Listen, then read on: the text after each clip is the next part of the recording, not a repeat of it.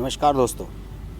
काफ़ी दिनों से कांग्रेस के बारे में बात नहीं हुई है और कांग्रेस के बारे में बात तब से नहीं हुई है जब से राज्यसभा से गुलाम नबी आज़ाद की विदाई हुई है। राज्यसभा से जब गुलाम नबी आज़ाद की विदाई हुई और प्रधानमंत्री नरेंद्र मोदी ने बड़ी भावुक एक स्पीच दी, तो उस स्पीच के बाद तमाम तरह की अटकलें ये लगने लगी कि अब क्या होने जा रहा है।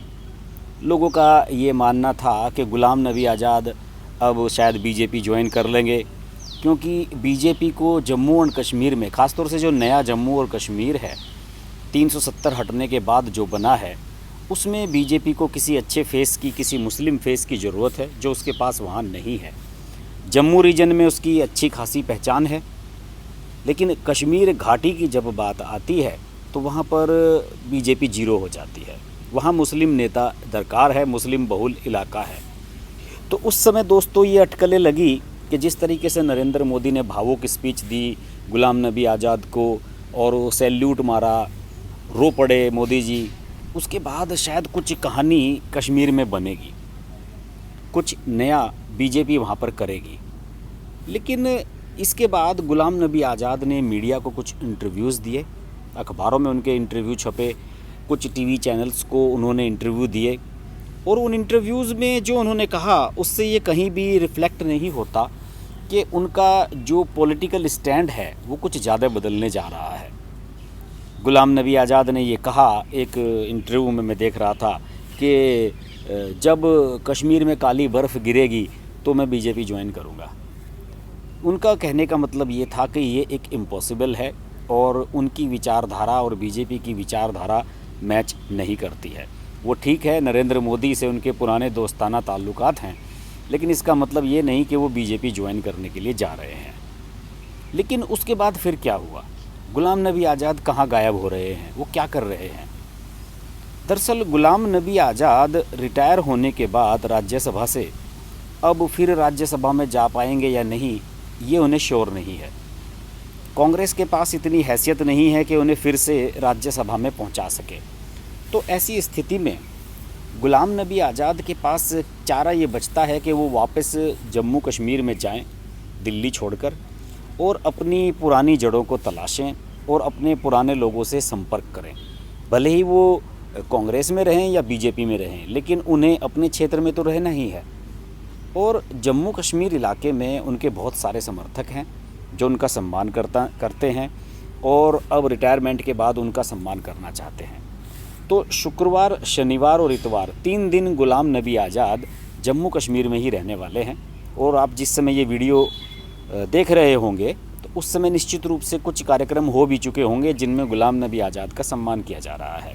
इनमें एक कार्यक्रम जम्मू में होना है और इसके अलावा एक जो वहाँ पर गांधी ग्लोबल ऑर्गेनाइजेशन है उसका एक कार्यक्रम है जिसमें गुलाम नबी आज़ाद भाग लेने जा रहे हैं। तो गुलाम नबी आज़ाद कुछ उन कार्यक्रमों में तो भाग लेंगे ही जो उनके सम्मान में उनके समर्थक आयोजित कर रहे हैं। इसके अलावा कुछ ऐसे कार्यक्रमों में भी वो भाग लेंगे जहाँ पर विचारधारा की बातचीत चल रही है, यानी कि जहाँ उनकी विचारधारा की बात चल रही है कि वो कांग्रेस के नेताओं के साथ बैठकर बात कर सकें और कांग्रेस के नेताओं के साथ मिलकर अपने समर्थकों के बीच जा सकें। कुछ इस तरह की ओपिनियन सुनने में आई है। इसके अलावा सबसे महत्वपूर्ण बात दोस्तों इसमें ये है कि आपको याद होगा कि ग्रुप 23 का जो मामला था, जिसमें गुलाम नबी आज़ाद, आनंद शर्मा और कपिल सिब्बल, ये जो पुराने दिग्गज कांग्रेसी नेता हैं, इन्होंने पिछले साल एक पत्र लिखा था 23 लोगों ने मिलकर, और उसमें ये लिखा था कि अब कांग्रेस में जो लोकतांत्रिक व्यवस्था है वो बहाल की जानी चाहिए। इसके अलावा पार्टी में अंदरूनी चुनाव होने चाहिए, अध्यक्ष का भी चुनाव प्रॉपर तरीके से होना चाहिए। इसके अलावा जो CWC की मीटिंग्स होती हैं उनमें भी एक डेमोक्रेटिक तरीके से वहाँ पे इलेक्शन होना चाहिए और लोग उसमें वोटिंग करें और उसके बाद अपने पार्टी के जितने भी सदस्य हैं उन सभी को उसमें शामिल किया जाए और मुख्य धारा का हिस्सा बनाया जाए। अब तक होता ये रहा था कि CWC जो होती है, कांग्रेस वर्किंग कमेटी, वो एक तरफ़ा होती है। उसमें चयनित लोग होते हैं, सीधे आ जाते हैं और वही लोग पार्टी के सारे डिसीजन लेते हैं। इसकी वजह से जो ग्रास रूट लेवल का कार्यकर्ता है वो अपने आप को उपेक्षित महसूस करता है। तो आपको पता ही है कि 1.5 साल से लगभग 2 साल होने जा रहे हैं। अब तो राहुल गांधी ने इस्तीफ़ा दिया हुआ है अध्यक्ष पद से, सोनिया गांधी अंतरिम अध्यक्ष बनी हुई हैं, अंतरिम से ही परमानेंट अध्यक्ष बनी हुई हैं। तो उन लोगों ने मांग की थी कि भाई अब पार्टी में थोड़ी व्यवस्था बननी चाहिए। पार्टी इतने सारे चुनाव हार चुकी है, इतने सारे स्टेट्स हार चुकी है, तो यहाँ पर अगर व्यवस्था ठीक बनेगी तो पार्टी का फ्यूचर सिक्योर रहेगा। लेकिन उनकी बात सुनी नहीं गई। इन सब नेताओं को बागी करार दिया जाने लगा। राहुल गांधी ने तो ट्वीट तक कर दिए कि ये लोग एहसान फरामोश हैं, जो लोग ऐसी बातें कह रहे हैं। इस पर तो कपिल सिब्बल ने नाराज़गी भी जताई। हाँ, बाद में राहुल गांधी ने क्लियर किया कि उनके बारे में उन्होंने ऐसी कोई बात नहीं कही थी और ना ही उन्होंने ऐसा कोई ट्वीट किया है। खैर, बात आनी जानी हो गई। लेकिन अब जो देखने में आ रहा है सिनेरियो वो यही है कि इन तमाम बड़े नेताओं को साइडलाइन कर दिया गया है और केवल वो ही लोग इस समय कांग्रेस में फ्रंट पर नज़र आ रहे हैं जो राहुल गांधी, प्रियंका गांधी और सोनिया गांधी के वफादार हैं। वफादारों में से एक अहमद पटेल तो कोरोना का शिकार हो गए और बेचारे चले गए पिछले साल। अब ये जो लोग हैं ये अपने आप को निगलेक्टेड फील कर रहे हैं। माना जा रहा है कि इन्हें मुख्य धारा से अलग कर दिया गया है। कहीं का भी चुनाव होता है, राहुल गांधी प्रचार करते हैं, प्रियंका गांधी करती हैं, रणदीप सुरजेवाला करते हैं, दीपेंद्र हुड्डा करते हैं, लेकिन इन पुराने नेताओं को नहीं पूछा जा रहा है। अब ये सुनने में आया है कि कई राज्यों में वो जो पत्र इन लोगों ने लिखा था, 23 लोगों ने, उस पत्र को राज्यों की इकाइयों में सर्कुलेट कर दिया गया है। वो पत्र लीक हो चुका है और हालांकि इसके पीछे तो ये भी कहा गया था कि ये एक साजिश थी कि पत्र को लीक कर दिया गया CWC की मीटिंग से पहले ही, जिससे कि सोनिया गांधी पर दबाव बनाया जा सके नए अध्यक्ष के चुनाव के लिए। इसी बात से राहुल गांधी नाराज़ हुए थे।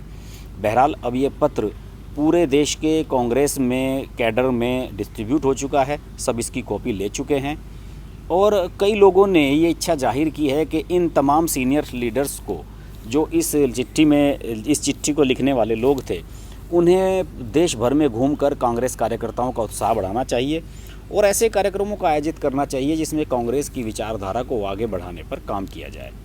जैसे कि जम्मू में जो 3 दिन में कार्यक्रम होने जा रहे हैं, कश्मीर में जो कार्यक्रम होने जा रहे हैं, इसमें गुलाम नबी आज़ाद का सम्मान तो होगा ही। इसके अलावा इनमें राज्यसभा के जो उपनेता हैं आनंद शर्मा कांग्रेस के, और हरियाणा में जो विपक्ष के नेता हैं भूपेंद्र सिंह हुड्डा पूर्व चीफ मिनिस्टर, पंजाब के सांसद मनीष तिवारी, कपिल सिब्बल, अखिलेश प्रसाद सिंह, विवेक तनखा, इन सब लोगों को भी जम्मू कश्मीर में इन कार्यक्रमों में बुलाया गया है। और देखने वाली बात यही होगी कि ये लोग किस तरह के विचार रखते हैं, क्या विचार निकल कर आते हैं। मुझे जैसी जानकारी मिलेगी इस बारे में भी हम डिस्कस करेंगे। और इसके अलावा ये खास बात है कि जो दूसरे राज्यों के नेता हैं वो ये चाहते हैं कि 10 जनपद जो सोनिया गांधी का आवास है उससे अलग हट कर कुछ पार्टी करे और पार्टी अब एक ऐसी भूमिका में नज़र आए कि वो बीजेपी और नरेंद्र मोदी का विकल्प बन सके। ये नहीं कि एक के बाद एक चुनाव आप हारते चले गए। राहुल गांधी को इस बात की परवाह नहीं है कि पार्टी चुनाव हार रही है, उसकी सरकारें गिर रही हैं। पुडुचेरी में सरकार गिर गई, राहुल गांधी को फ़र्क नहीं पड़ा। लेकिन कांग्रेस के नेता चाहते हैं कि इन चीज़ों को सिंसियरली लिया जाए और पार्टी को फिर से उसकी पुरानी ऊंचाइयों तक पहुंचाया जाए, जो कि अभी बहुत ही टफ टास्क नज़र आ रहा है। क्योंकि इस टास्क को पाने के लिए राहुल गांधी और इन पुराने नेताओं सबको एक साथ मिलना पड़ेगा और इनकी विचारधारा बिल्कुल भी मैच नहीं कर रही है। राहुल गांधी की अपनी टीम है। राहुल गांधी की टीम ने ये कह दिया था जब पिछले साल ये चर्चा उठी थी दिसंबर की मीटिंग में कि भाई नया अध्यक्ष बनवा लो, तो उस समय राहुल गांधी समर्थकों ने कह दिया था कि 5 राज्यों में चुनाव आ रहे हैं अप्रैल मई में, आप लोग उन चुनावों पर फोकस करें, चुनाव अध्यक्ष का चुनाव तो होता रहेगा। और युवाओं ने, जो युवा टीम है, जो राहुल गांधी के साथ जुड़ी हुई टीम है, रणदीप सुरजेवाला एंड पार्टी, वो तो ये चाहते हैं कि फिर से राहुल गांधी को ये पद सौंप दिया जाए बिना किसी चुनाव के। और हो सकता है कि ये अब चुनाव आ रहे हैं 5 राज्यों के और इनमें कांग्रेस को उम्मीद है कि कम से कम तमिलनाडु और केरल और पुडुचेरी, इन 3 में भी कांग्रेस का प्रदर्शन अच्छा रहेगा। हो सकता है कि इसके बाद जून में इन सबको दरकिनार करते हुए राहुल गांधी को फिर से अध्यक्ष बना दिया जाए। और यही प्लानिंग है कि जैसे ही ये सारा कुछ निपटे मामला चुनावों का, उसके बाद राहुल गांधी को फिर से रिलॉन्च कर दिया जाए। और यही बात नरेंद्र मोदी कहते रहे हैं नरेंद्र मोदी कहते रहे कि यहाँ पार्टी के ऐसी पार्टी है हमारे सामने जो अपने नेताओं को रीलॉन्च ही करती रहती है और वो आज तक लॉन्च ही नहीं हुए हैं, यानी कि फिर वही ढाक के तीन पात।